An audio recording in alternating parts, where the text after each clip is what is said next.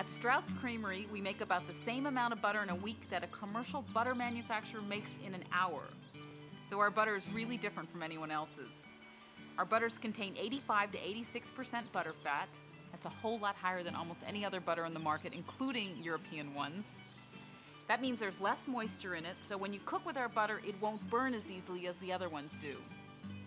When we make our butter, first we separate the cream out from the milk. Then we put the cream in this old-fashioned 1950s butter churn. We churn it until the fat molecules stick together.